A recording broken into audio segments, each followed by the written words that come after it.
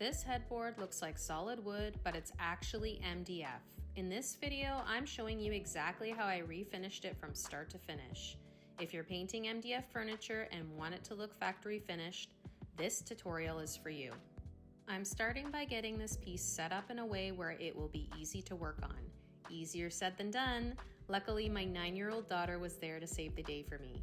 Before I do any paint prep work, I want to fix some loose pieces. So I use some wood glue and an air gun to tack the wood back into place. Both the glue and nails will ensure they stay secure for years to come.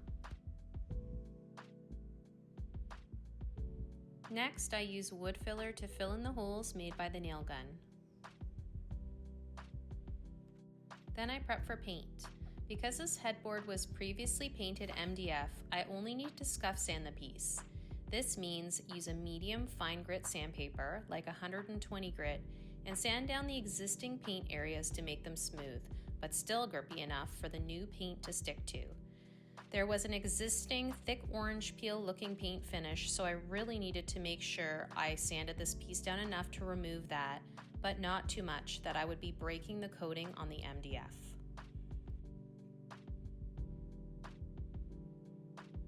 For the inside edges, I had to turn to hand sanding. I used a special block that holds the sandpaper into place and gets into all the tight corners. This took more time than using the electrical orbital sander, but it is absolutely necessary for a professional looking finish. I then vacuumed up the sanding debris and gave it a quick wipe down with a damp microfiber cloth.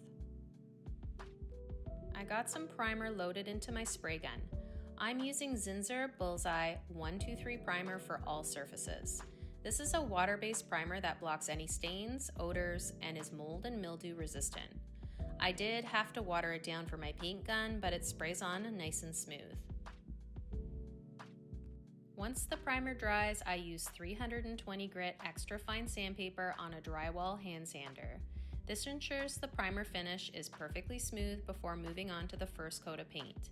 Again, another time-consuming and laborious step to painting, but definitely an incredibly important measure to ensure a smooth and professional final finish.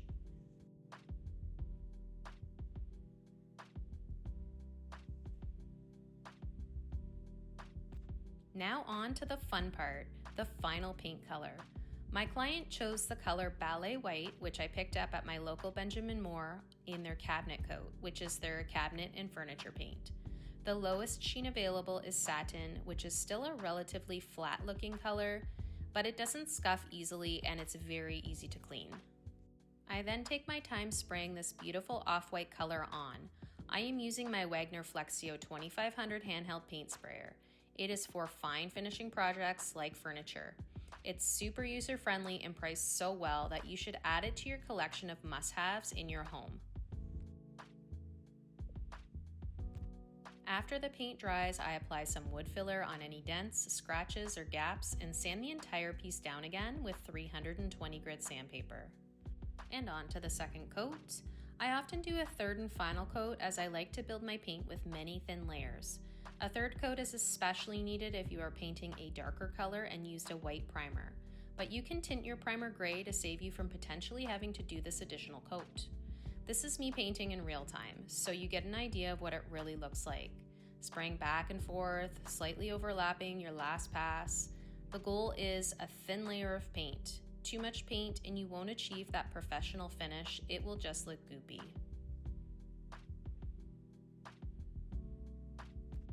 And then another sand using super fine 400 grit sandpaper, a wipe with a microfiber cloth, and onto the third and final coat of paint.